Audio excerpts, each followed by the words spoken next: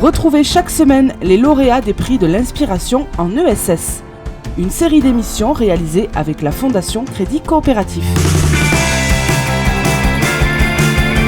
Les professionnels du secteur social, sanitaire et médico-social traitent souvent le public masculin et féminin de façon différenciée sans s'en rendre compte, ce qui entraîne une prise en charge très stéréotypée des patients, autrement dit activités sportives pour les hommes et ateliers de bien-être pour les femmes. C'est pour lutter contre ces inégalités que l'association Artemisia a développé le jeu coopératif Égalicaire, un outil qui permet à travers des jeux de rôle inspirés de faits réels d'apprendre à identifier et à déconstruire les stéréotypes de genre de façon ludique et conviviale. Bonjour Doriane Meurant. Bonjour. Vous êtes formatrice chez Artemisia, un bureau d'études et organisme de formation spécialisé dans la promotion de l'égalité homme-femme, ou femme-homme, c'est comme vous voulez, qui vient d'être récompensé pour son action par le 3e prix en Occitanie des prix de l'inspiration en ESS de la Fondation Crédit Coopératif. Tout d'abord, un petit mot sur ce prix. Comment a-t-il été reçu par l'équipe ? Oui, bien sûr, on était très, très contentes et contents, surtout contentes. On est une majorité de femmes dans l'équipe. Et alors, c'est la première fois qu'on postulait pour ce programme-là, qui est un programme nouveau qu'on a lancé en Occitanie l'année dernière. Donc, ravi que d'autres personnes se sentent sensibilisées à la question. Alors justement, la question, expliquez-nous en quoi consiste Égalicaire. Alors Égalicaire, c'est un programme de formation à destination des professionnels du sanitaire, social et médico-social pour sensibiliser à l'égalité femmes-hommes et surtout être outillés pour mettre de l'égalité entre guillemets dans ces pratiques professionnelles. Ça veut dire qu'il y a beaucoup d'a priori de la part des professionnels ? Alors, des a priori, après, la majorité des personnes qui viennent à la formation sont sensibilisées quand même déjà un petit peu à la question parce qu'ils se disent qu'effectivement, il y a des choses à mettre en place dans l'égalité, pour l'égalité femmes-hommes dans leur pratique. Après, effectivement, des a priori, il y en a beaucoup et surtout, souvent, on ne s'en rend pas compte. C'est-à-dire que c'est des choses qu'on a intégrées et donc, on va forcément, en tant que professionnel, on va véhiculer aussi des avis personnels dans nos pratiques professionnelles sans s'en rendre compte. Et c'est là où interviennent, du coup, les stéréotypes de sexe. Donc, du coup, vous faites des formations, Montpellier, Perpignan, Toulouse, Albi, bientôt. Comment ça se passe ? Vous incitez les gens donc à faire des jeux de rôle, à jouer. C'est quoi le principe d'Égalicaire ? Oui, alors la formation, c'est sur 3 jours, 2 jours consécutifs, où dans un premier temps, on déconstruit un peu le mythe de l'égalité déjà là. Il faut commencer par là, on déconstruit. C'est ça. D'abord, on élimine tous les stéréotypes, les clichés, les mythes, tout ça, on déconstruit. Ouais, déjà, on se rend compte qu'il y a des inégalités femmes-hommes encore aujourd'hui, dans la société en général, et puis après, focus bien sûr particulier dans le secteur sanitaire, social et médico-social. Et à partir de là, effectivement, on va venir déconstruire, et on va venir surtout voir comment on se construit en tant que fille et garçon, et donc en tant qu'homme et femme dans la société. Et dans un deuxième temps, le jeu coopératif, donc on a créé avec la SCOP Palanca, intervient sur donc une journée entière où il y a des mises en situation et des jeux de rôle en équipe avec différentes planètes entre guillemets à analyser. Et donc voilà, on a le champ du handicap, de la vieillesse, de l'adolescence, etc. en fonction du public qu'accompagnent les stagiaires. Quand on dit stéréotype, ça veut dire quoi ? Il y a un exemple ou deux qui vous viendraient à l'esprit ? Alors on a des exemples de mise en situation et de jeux de rôle parce que toutes les mises en situation et jeux de rôle ont été vraiment apporté par des professionnels de terrain. C'est un jeu qu'on construit. Des faits réels, quoi. On n'a rien inventé, malheureusement. Alors un exemple, oui. Un exemple, ça va être donc dans une structure qui accueille des adolescentes et adolescents où un jeune homme de 15 ans dit à son éduc que une telle la chauffe trop et que du coup, en fait, il va pas pouvoir se contrôler. Ouais. Et là, l'éduc va voir la jeune en question en lui disant de faire attention à sa tenue vestimentaire par rapport à ce que voilà, ça peut renvoyer. Voilà, on invite du coup les stagiaires à réfléchir à cet acte-là et de se dire peut-être que c'est intéressant surtout de travailler avec le garçon sur la notion de consentement et sur la place des femmes dans la société. J'imagine que c'est des histoires quand même assez complexes. Quel retour vous avez de la part des équipes avec qui vous travaillez ? Alors, il y a des aides-soignants, des travailleurs sociaux, des psychologues. Ouais. Quel retour vous avez ?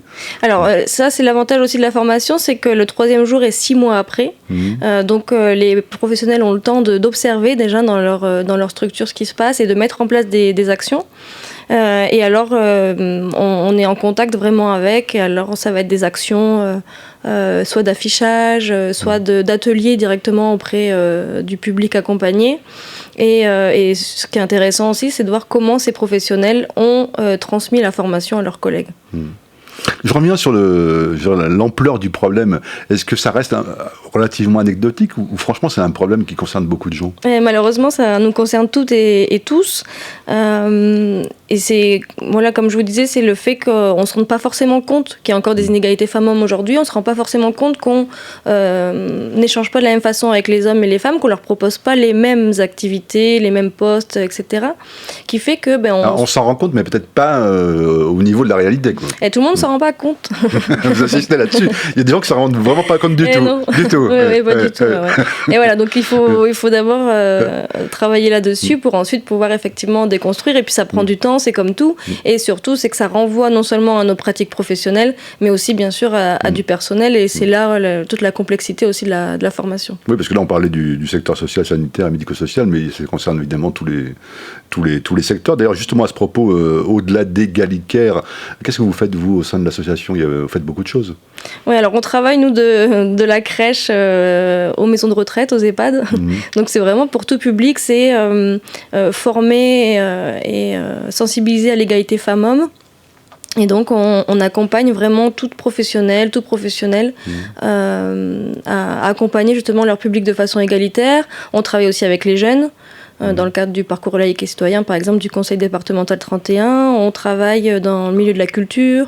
Voilà, c'est vraiment tout secteur. Vous travaillez aussi en collaboration, j'ai lu ça quelque part, avec le pôle sagesse du laboratoire de recherche CERTOP de l'Université de Toulouse, Jean Jaurès aussi. Oui, c'est ça, on est hébergé d'ailleurs, on a un partenariat avec le CERTOP, donc ça c'est aussi, on met en place des recherches-actions, c'est historique, l'association a été créée en 1998 par des diplômés du master genre, égalité et politique sociale de l'université Jean Jaurès. Et donc dès le départ, en fait, il y a eu une proximité, un lien très fort avec le pôle sagesse du laboratoire CERTOP. Vous disiez tout à l'heure, on travaille avec des gens de tous âges. Ça commence à la crèche, ça termine à l'EHPAD. Mais justement, c'est intéressant de voir. Est-ce qu'il y a une différence finalement de comportement, d'analyse des situations quand on est jeune ou quand on est vieux ou même très vieux ? Mais bien sûr, plus on grandit, plus on intègre des stéréotypes de sexe, donc plus c'est difficile de déconstruire finalement. Les jeunes peuvent nous renvoyer des choses très très stéréotypées, mais finalement après quelques heures d'échange, on se rend compte que les jeunes changent d'opinion beaucoup plus rapidement, entre guillemets, en tout cas déconstruisent beaucoup plus rapidement. Ça veut dire qu'il y a encore beaucoup de freins à l'égalité homme-femme. Vous avez le sentiment que vous, à travers le travail que vous faites, il est vraiment compris et reçu ? Alors, oui, c'est d'autant plus un sujet qui aujourd'hui quand même est de plus en plus d'actualité. C'est un sujet qui continue à faire parler, et puis c'est un sujet aussi qui finalement tout le monde a un avis là-dessus. Mais est-ce que la vie évolue aussi ? Est-ce que entre le début du jeu, par exemple, je reviens sur égalité, entre le début et la fin de la formation, vous sentez vraiment qu'il y a une différence de comportement chez les gens qui ont participé à ces jeux de rôle ? Oui, le positif aussi, c'est les personnes repartent en se disant je suis outillée. Je voulais travailler la question, mais je ne savais pas comment.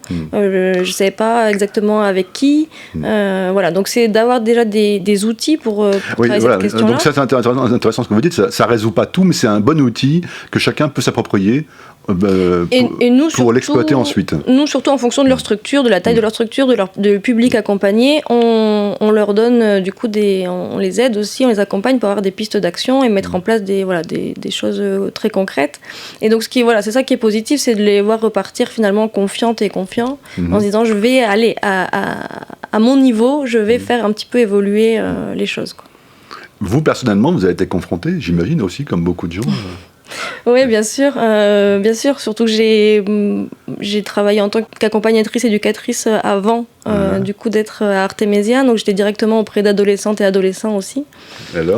Et alors il y a encore beaucoup de travail sur la question. Qu'est-ce qui vous a le plus choqué ? La notion de consentement. c'est encore très difficile pour les jeunes. C'est-à-dire simplement d'entendre qu'un non est un non. Et en tant que professionnel, souvent on ne sait pas forcément comment réagir, ou alors on a beaucoup de travail et du coup on ne peut pas tout relever. On ne peut pas relever toutes les insultes, on pense ne pas pouvoir relever toutes les insultes homophobes, sexistes, etc. Et pourtant, effectivement, on sait qu'il finalement, il ne faut jamais rien laisser passer. Dernière question, quel regard vous portez sur l'économie sociale et solidaire ? Écoutez, nous, on en fait partie aussi, et donc on voit que c'est super positif, et surtout le fait qu'en France et en Occitanie surtout, il y a énormément de structures, et c'est pour ça aussi qu'on avait voulu travailler autour de ce programme Égalicaire. C'est parce qu'on sait que c'est un secteur qui est porteur de valeurs, d'égalité notamment, d'équité, etc. Et donc forcément, on peut avancer plus vite avec des personnes qui sont porteuses et porteurs de ces valeurs. Là. Merci Doriane Meurant, formatrice donc chez Artemisia. Merci beaucoup, merci à vous. C'était l'Inspiration en ESS, une série d'émissions avec la Fondation Crédit Coopératif.